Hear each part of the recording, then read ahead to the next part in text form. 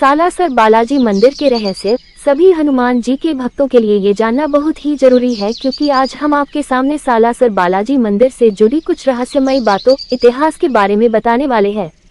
सालासर बालाजी मंदिर जयपुर के चूरू में स्थित है। वैसे देखा जाए तो ये नागौर, चूरू और सीकर के बीच में ही स्थित है। सालासर मंदिर के संस्थापक है मोहनदास जी महाराज। इनकी बहन का नाम कानी दादी। इनका विवाह पंडित सुखराम जी से हुआ, जो कि सालासर के निवासी थे। जब सुखराम जी की शादी कानी दादी से हुई तो ये सालासर में निवास करने लगे। कुछ समय बाद कानी दादी के एक पुत्र हुआ, जिसका नाम था उदय महाराज। उसके थोड़े समय बाद पंडित सुखराम जी का स्वर्गवास हो गया। पंडित लच्छी राम जी, जो कि दादी जी के पिताजी थे, उनके सबसे छोटे बेटे थे मोहनदास जी महाराज, जो कि अपनी बहन की देखभाल करने और खेती बाड़ी में हाथ बटाने सालासर आए। मोहनदास जी बहन की खेती बाड़ी में मदद करते और वो बालाजी के शुरू से ही भक्त थे, तो बालाजी की सेवा किया करते थे। सालासर बालाजी मंदिर का इतिहास। एक दिन की बात है, मोहनदास जी खेतों में काम कर रहे थे, तो खेती के दौरान उनका औजार खींचा और दूर फेंक दिया। तभी कानी दादी जी के बेटे उदय जी ने देखा कि माँ जी ऐसा क्यों कर रहे हैं। तभी वो भागकर अपनी माँ के पास गए और सारी बात बताई कि मामा जी खेतों में काम नहीं कर रहे। तब की दादी को लगा कि मोहनदास जी की शादी करवा देनी चाहिए। इसके बारे में मोहनदास जी से पूछा तो उन्होंने शादी के लिए साफ मना कर दिया। तब की दादी ने सोचा कि शर्म के कारण मना कर रहे होंगे, तो उन्होंने किसी को रिश्ते के लिए भेजा। मोहनदास जी ने पहले ही बता दिया था कि जिस भी लड़की से मेरी शादी की बात चलाई जाएगी वो लड़की मारी जाएगी। तब जब वो व्यक्ति रिश्ता लेकर गया तो वो लड़की सच्ची में मरी हुई पाएगी। ये जानकर सब चकित रह गए कि मोहनदास जी की बात सच्ची निकली। उनके लिए रिश्ते देखने बंद कर दिए गए। तो कुछ समय बाद एक दिन बालाजी महाराज ने मोहनदास जी के सपने में आकर कहा, तुम्हें मेरी भक्ति के अलावा कुछ नहीं करना। ऐसे ही मोहनदास जी ने सब काम छोड़कर उनकी भक्ति में लग गए। कानी दादी से जुड़ी रोचक घटना। एक दिन कानी दादी के द्वार पर एक साधु आटा लेने आए। जैसे ही कानी दादी आटा लेकर बाहर आई तो साधु वहां नहीं थे। साधु को वहां देखकर कानी दादी को दुख हुआ और उन्होंने ये बात मोहनदास जी को बताई। मोहनदास जी सुनते ही समझ गए कि बालाजी आए और वो आकर चले गए। फिर अगले दिन ये घटना वापस हुई तो उन्होंने सोचा, आज तो मैं उन्हें घर में लाए बिना नहीं जाने दूंगा। उन्हें देखते ही मोहनदास जी ने उन्हें चरण पकड़ लिए और छोड़े नहीं, क्योंकि उन्हें पता थे ये बालाजी है। तब बालाजी ने कहा कि पैर क्यों पके है, क्या चाहिए तुम्हें? डराया धमकाया, पर फिर भी मोहनदास जी उनके चरण नहीं छोड़े। भक्त के आगे भगवान हार गए और उनसे पूछा कि चाहिए क्या, ये बताओ। तो मोहनदास जी ने कहा कि मैंने तो आपके दर्शन कर लिया, आप घर चलो और मेरी बहन को भी आपके दर्शन दे दो। इस पर बालाजी ने हाँ किया और घर की ओर चल दिए। घर जाने से पहले बालाजी ने शर्त रखी, मैं खीर चूरमा ही खाऊंगा। उनकी शर्त मान ली और हनुमान जी को घर ले गए, वहां भोजन कराया और हनुमान जी प्रसन्न हुए। इसके बाद हनुमान जी ने प्रसन्न होकर मोहनदास जी से कहा कि बोलो क्या चाहिए तुम्हें। तब मोहनदास जी ने कहा कि ये मेरा जीवन मेरी बहन को समर्पित है, तो आप मेरी बहन के वंशज का यहाँ विराजमान होकर ध्यान रखें, अनंत काल तक आपके पास जो भी भक्त आए उन सबकी मनोकामना पूरी करे। उनकी बात को हनुमान जी ने मान ली। सालासर के पास में ही आसोटा नाम की जगह है, जहाँ एक किसान के हल से टकराकर एक प्रतिमा निकली। उस प्रतिमा को किसान ने पत्थर समझकर फेंक दिया। जैसे ही किसान ने पत्थर को फेंका, उसके पेट में दर्द होने लगा। जैसे ही उसकी पत्नी खाना लेकर आई तो उसने कारण पूछा तो उन्होंने सारी घटना बता दी। तब पत्नी ने पत्थर के बारे में पूछा और साड़ी के पल्लू से साफ करा करते ही उस महिला को समझा गया कि ये हनुमान जी की मूर्ति है और उस मूर्ति को पेड़ के नीचे ही विराजमान करा दिया। पति से माफी मांगने को कहा।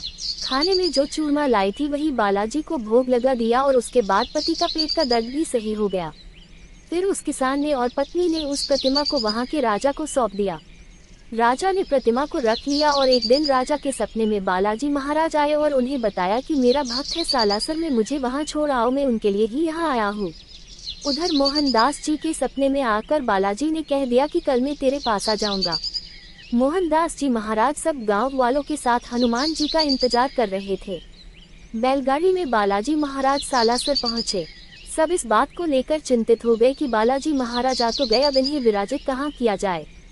तब मोहनदास जी ने कहा कि सब लोग बैलगाड़ी को छोड़ दो, जहाँ भी ये रुकेगी वहीं इन्हें स्थापित किया जाएगा। तो बैलगाड़ी एक रेत के टीले पर जाकर रुकी और वहीं पर बालाजी महाराज को स्थापित कर दिया गया। आज भी ये बैलगाड़ी मंदिर के प्रांगण में रखी गई है, जिनका दर्शन आप कर सकते हैं। धीरे धीरे बालाजी महाराज की ख्याति सब जगह फैल गई। ये सब सुनकर एक राजा धोख लगाने बालाजी महाराज के मंदिर में आए। उन राजा के पीठ पर एक फोड़ा था। उन्होंने मोहनदास जी से कहा कि ये फोड़ा ठीक हो, तब मैं मानूं कि बालाजी की प्रतिमा में कुछ बात है। अगले दिन जैसे ही राजा नहाने गए तो पीठ पर कोई फोड़ा था ही नहीं। तब राजा को यकीन हुआ कि मूर्ति में कुछ तो बात है। सालासर मंदिर में भगवान को नारियल बांधने की प्रथा है और कहा जाता है कि नारियल बांधने से सब मनोकामना पूरी होती है। यदि किसी को पुत्र नहीं हो रहा है तो पुत्र प्राप्ति के लिए भी लोग नारियल बांधते हैं। मंदिर का निर्माण कई। मंदिर के पहले गुंबद का निर्माण के नूरा नाम के मुस्लिम व्यक्ति के द्वारा किया गया था, जो कि फतेहपुर के रहने वाले थे।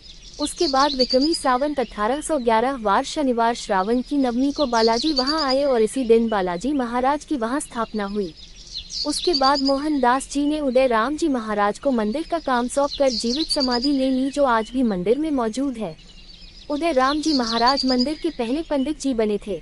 अभी मोहनदास जी के परिवार की 7वीं पीढ़ी है जो अभी सालासर भगवान की पूजा कर रही है। सालासर बालाजी का परिसर। सालासर बालाजी के मंदिर में एक अखंड धुनी प्रज्वलित होती है जो मोहनदास जी के समय से आज भी जल रही है। वो धुनी इतनी ताकतवर है कि उससे सभी रोग सही हो जाते हैं। ये धुनी मोहनदास जी ने अपने हाथों से प्रज्वलित की थी। एक हॉल है जहां सभी पाठ किए जाते हैं। साथ ही मंदिर के परिसर में एक कुआं है जिसके बारे में कहा जाता है उसके नीचे 5 नदियां आकर मिलती है। सालासर बालाजी के मंदिर कैसे पहुंचे? मंदिर के समीप ही काफी सारे रेलवे स्टेशन है, जैसे रतनगढ़, सुजानगढ़, सूरत और जयपुर, जहां से आसानी से ट्रेन मिल जाती है।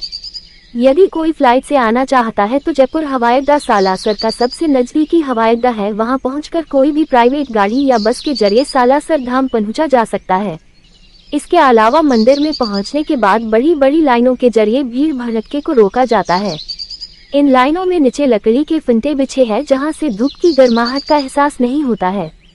ठंडक के लिए हर जगह कूलर प्लान लगा है।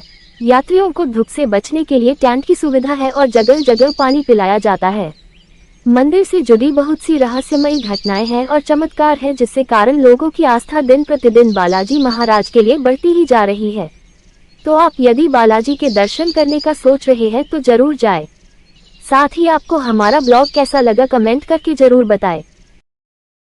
हमारे चैनल को लाइक सब्सक्राइब जरूर करें। आपको कहानी कैसी लगी कमेंट बॉक्स में जरूर बताएं।